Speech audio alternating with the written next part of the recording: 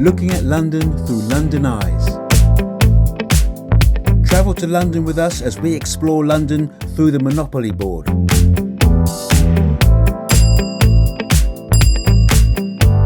Let's roll the dice and see where we land next.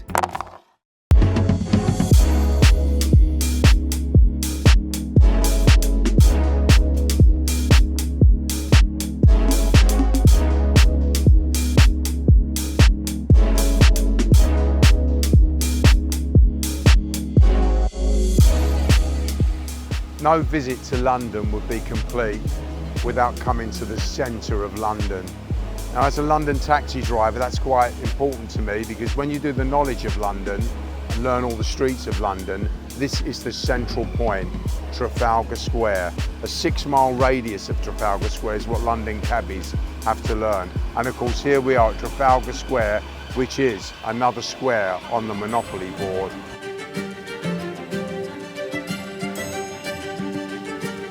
So of course the centrepiece of Trafalgar Square is Nelson's column. It's called Trafalgar Square because it commemorates a famous naval victory that Nelson won at the Battle of Trafalgar. So for those history buffs amongst you, dates are important of course. The date of the Battle of Trafalgar was 1805. Very decisive, changed the course of world history. If Napoleon had defeated Nelson up there on the top of the plinth, Lord Horatio Nelson, then the whole world history would have been different. There would have been no British Empire or anything like that. 1805, the Battle of Trafalgar.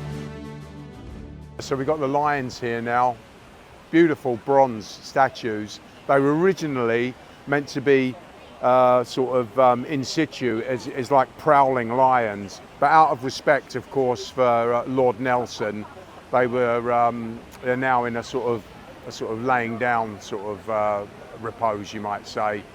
Great fun, the lions at Trafalgar Square. I remember as a kid we used to climb all over them, but now there's signs saying you can't get up on them, which is a shame, but beautiful to look at anyway. So from this central point of Trafalgar Square on the Monopoly board, that's why I call it the centre of the universe in a way, because you can see so many things just from here. For instance, oh look, we've got a nice big bus in front of us there. Well, that's not good, is it? Should we move out of the way then? So from this central point, Trafalgar Square on the Monopoly board, you can really get to so many other places just from here. For instance, just past that building works there, that leads to the Mall, which will take you straight down to Buckingham Palace. Bit of an eyesore, the building works. There's always stuff going off in London though. And of course down there you can see Big Ben, down Whitehall.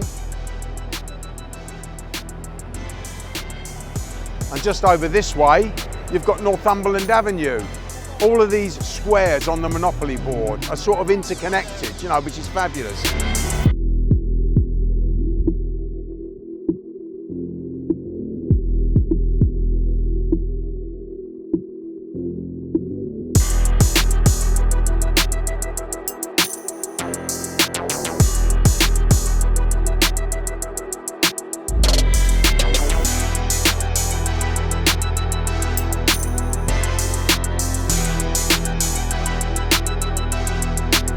So the plinth just behind me, very interesting, lots of different sculptures from time to time. It's almost like a guest appearance with different sculptures.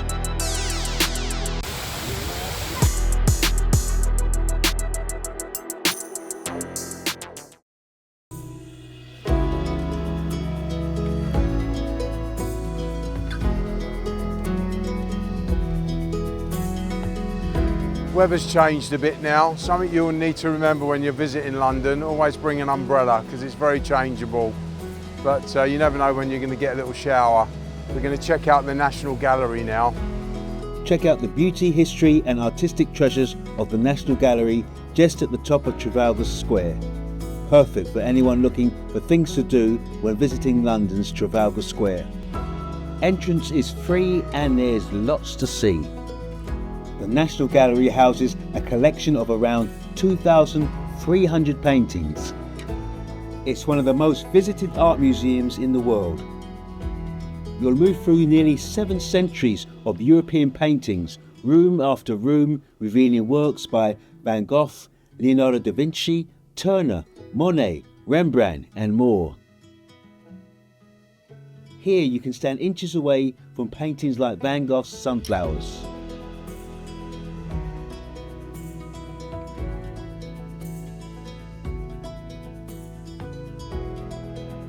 Walk up the right hand side of the National Gallery and you'll come to the National Portrait Gallery. The entrance seems like the back, but actually it's the front, just past the statue of Henry Irving. Yeah, National Portrait Gallery, they're all in here. Winston Churchill, Princess Diana, the royal family, stars of stage and screen. And it's almost like you're looking into their eyes, because of course they would have had to have sat for that portrait. So the artist has brought out the inner person, so to speak. Incredible experience, the National Portrait Gallery. So we're heading now to the 3rd floor. Brilliant on this escalator. And the attendant said, if we start from the top, you can just work your way down.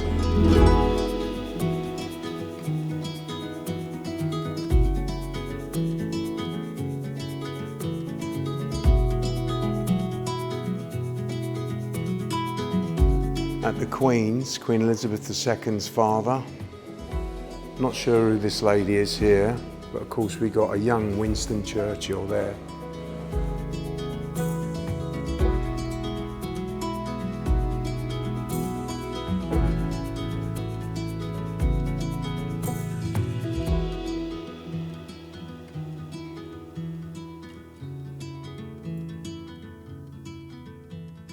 As we walk up, after just coming out of the National Portrait Gallery, you've got the Garrick Theatre here on your right. You've got another theatre just a little bit further up.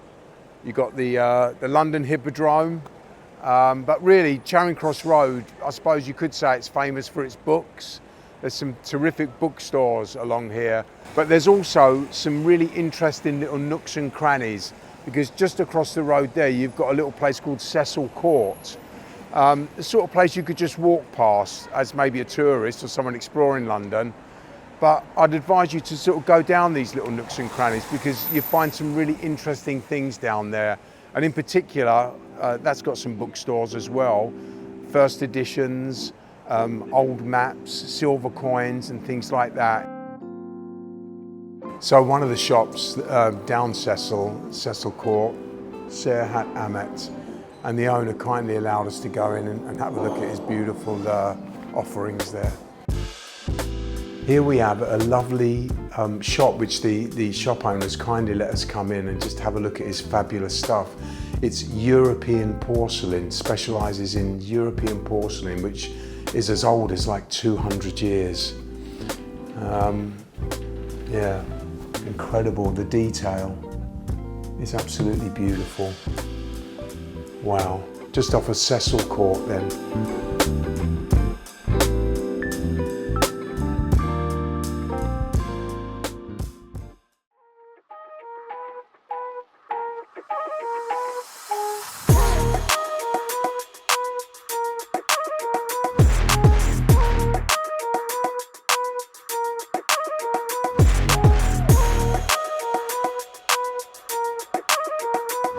So if you're feeling peckish, feel like something to eat, why not check out Gordon Ramsay's Street Burger. At Street Burger, you'll get crispy fries, restaurant quality burgers, which are tasty, succulent and juicy. So here we are in Gordon Ramsay's Street Burger. We thought we'd come in for something to eat, and it is really nice. Really crispy fries, lovely Caesar salad. Here we go.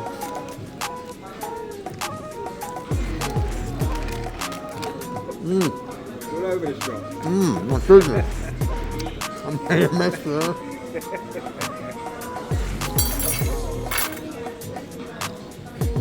Shocking.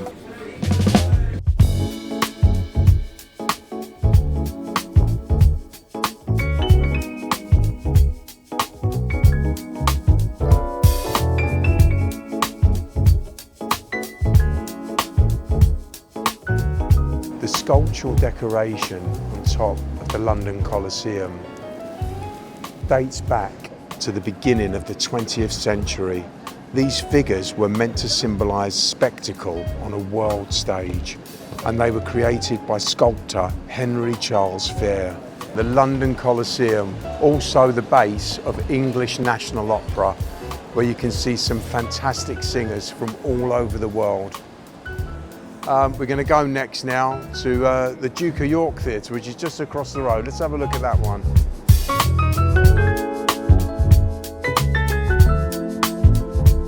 So just along the way a bit, you've now got the Duke of York Theatre, which offers something a bit more characterful and intimate.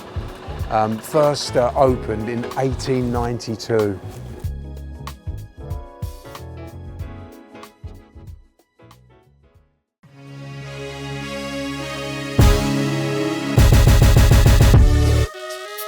Now this is an interesting place, Laird hats. You almost feel like you could be sort of stepping back in time with some of these hats.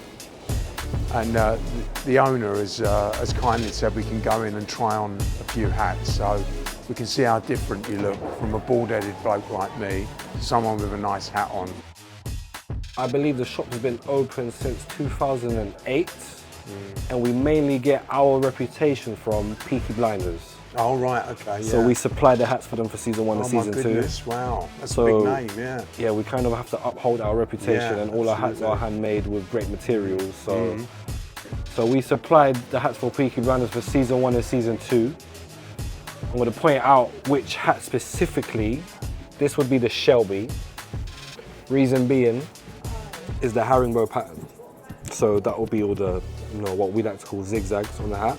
And the silk inlining made for comfortability. Because they are in the film industry, they want a hat that's comfortable and they can wear for a long period of time. Whether now, for example, you have this with this is a beautiful quilted inlining, but it's just a bit more heavy on the head. So this tends to be more comfortable. So we can try 2 on now for you so you can see what I'm talking about.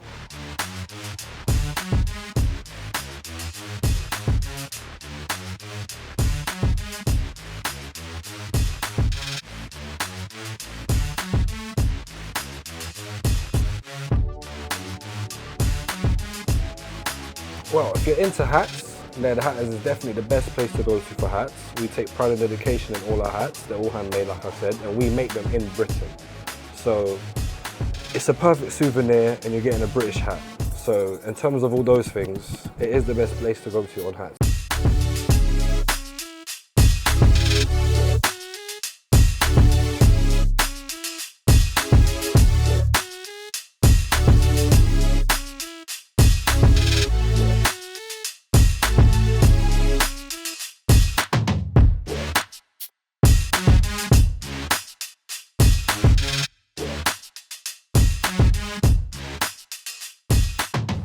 So this is 7 dials now, originally constructed in the 1600s. As you can see, there are sundials on the top there. But it was, you could say, like an experiment in urban design.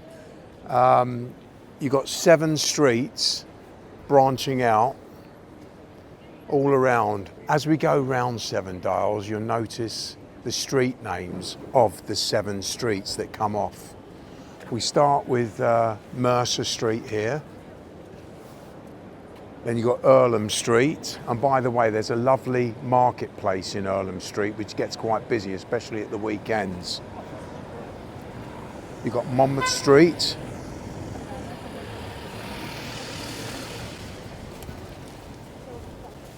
Then going across Mercer Street again, because it cuts across 7 dials. Then we've got Earlham Street here. And Shorts Gardens, this one. And this one is Monmouth Street. And we're going to take a little walk up Monmouth Street because there's something really interesting at the end of Monmouth Street. Let's have a look.